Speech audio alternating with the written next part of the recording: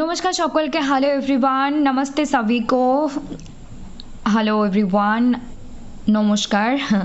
শুরু করা যাক। আজকে এখানে 10টা মোস্ট ইম্পর্টেন্ট নভেলিস্টের নাম এবং তার সঙ্গে ওনাদের লেখা মোস্ট ইম্পর্টেন্ট নভেল অনেকগুলোই আছে। এখানে পিরিয়ড ভাগ করে আনিনি, জাস্ট সাইডের সালগুলো রেখেছি যাতে করে আইডেন্টিফাই করতে সুবিধে হয়। কিন্তু এগুলোকে আমরা বাদ দিয়ে এক্সাম হলে যেতে পারবো না, এগুলোকে বাদ দিয়ে নেট সেট গেটের প্রিপারেশন হয় না इंग्लिश लिटरेचर। एटुकू আমি বলতে পারি। मुझे यहाँ पे ये बोलनी है कि आप लोगों को मुझे बहुत सारी चीज़ें शेयर करनी है, लेकिन मैंने आज इंग्लिश लिटरेचर के कुछ ही नॉवलिस्ट के नेम्स, उनके वर्क्स को लेकर आई हूँ, जिसको छोड़ के हम एग्ज़ाम हॉल में नहीं जा सकते। इसको बिना प्रिपेयर किए अगर हम जाएंगे तो एकदम गारंटी है कि हमसे मार्क्स छूटेगा ही छूटेगा। तो ये सब अच्छे से प्रिपेयर करके जाना है। मुझे यहाँ पे आप लोगों को बताना है कि आपको ये सब कैसे पढ़ना है और पढ़ाई करनी है। Here I would like to say that here I have written 10 most important novelists and their works which are very important for upcoming NTUGC NEET exam or any kind of SAT or any other competitive exam in English literature. So you have to prepare these topics in a very well and good manner, and you can't avoid this. So let's get started. প্রথমেই বলবো 10জন most influential novelist আছে। প্রচুর novelist আছে, প্রচুর লেখা আছে, তার মধ্যেও যেগুলো আমরা একদম মানে ছেড়ে দিয়ে যেতে পারবো না। তার মধ্যে জেন অস্টেন টাইম পিরিয়ডটা আমি উইদিন ব্র্যাকেট রেখেছি।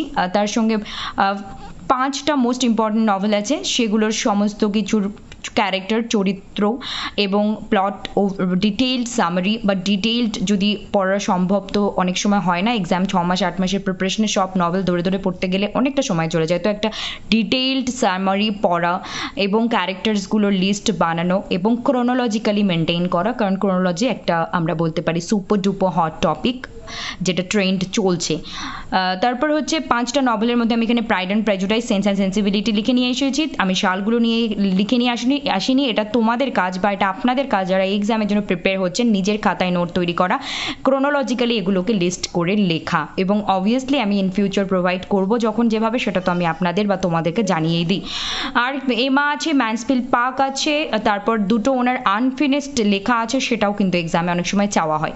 Next Charles Dickens 1812 to 1870। সমস্ত চার্লস ডিকেন্সের এখানে কয়েকটা উল্লেখ করেছি, কিন্তু অনেকগুলো আছে, সেগুলোকে ক্রোনোলজিক্যালি মনে রাখতেই হবে। অনেক কষ্ট হয়, কিন্তু তবু মনে রাখতে হবে। চরিত্র মানে ক্যারেক্টার্সগুলোকে মনে রাখতে হবে, প্রশ্ন ম্যাচিং হিসেবে চাওয়া হয়, এবং এগুলোর অনেক সবগুলো না হলেও কিছু নভেলের ক্যারেক্টার এবং বিষয়বস্তু, ভেতরের যে বিষয়বস্তু সেখান থেকেও কিন্তু প্রশ্ন চাওয়া হয়।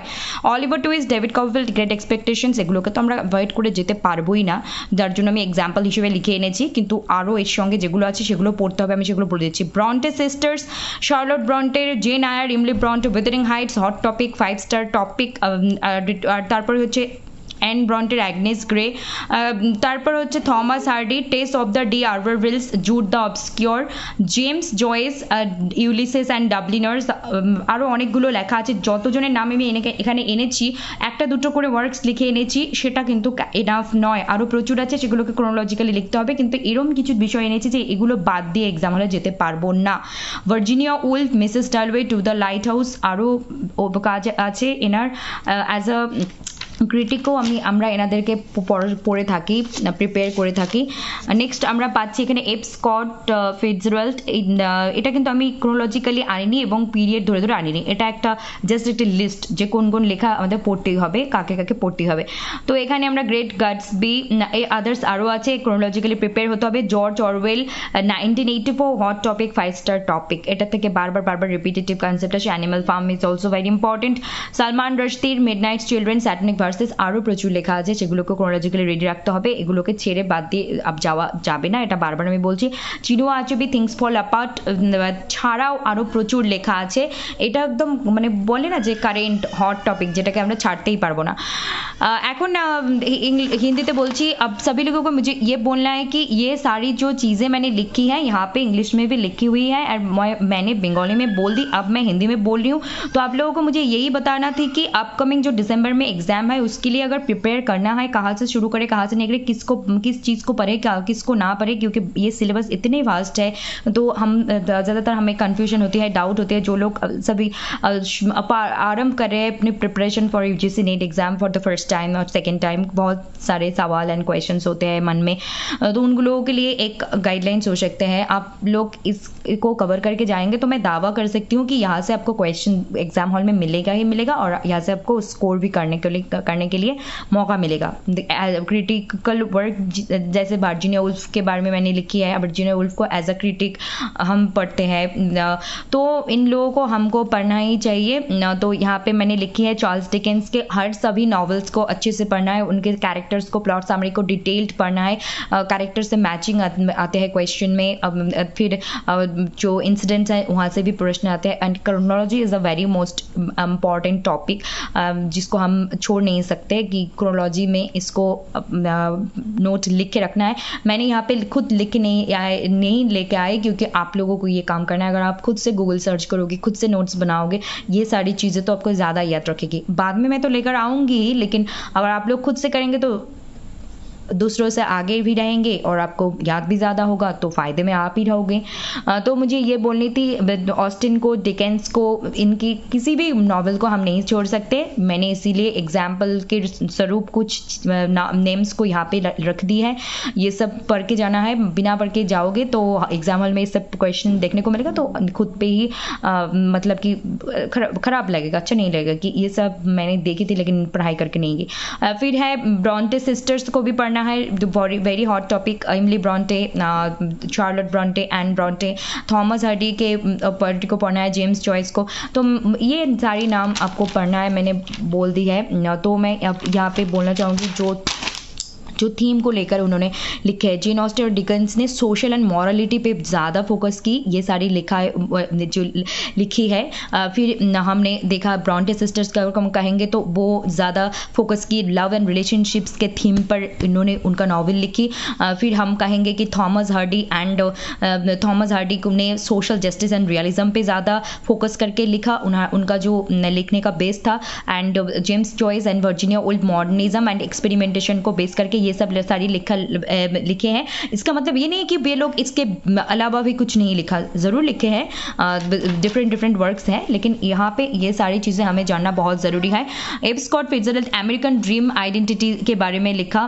फिर Orwell dystopian 1984 dystopian and politics के बारे में, इसको बेस करके ये सब लिखे, इनके जो हम थीम बोल सकते हैं। And Chinua Achebe and Salman Rushdie ने post colonialism and cultural identity को बेस करके ये सारी लिखी है। मतलब ये नहीं कि इन्होंने अलग कुछ नहीं लिखे, ये सही नहीं है, लेकिन ये सारी चीज़ें जिस चीज़ों पे फोकस करके थीम पे बेस्ट है वो मैंने यहाँ पे बोल दी।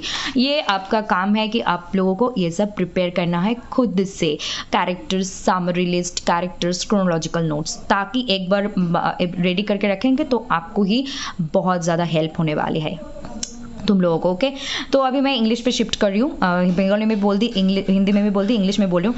सो I want to say that you have to do this, you have to cover these topics and you have to make notes with chronology, with characters list and with plot summary. A few works, in some cases you have to know just overview of these the novels and stories, but as in some cases you have to know the detailed summary and detailed story plot overview. You have to know that because sometimes in-depth questions also come from these topics. Okay, and this list will help you. Now your task is you have to make your own notes with chronologically.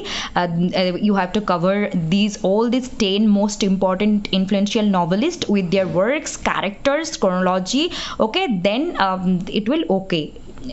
This I can say it is enough if you know the characters, summary, detailed summary, overview, plot, and chronology, and you covered these topics.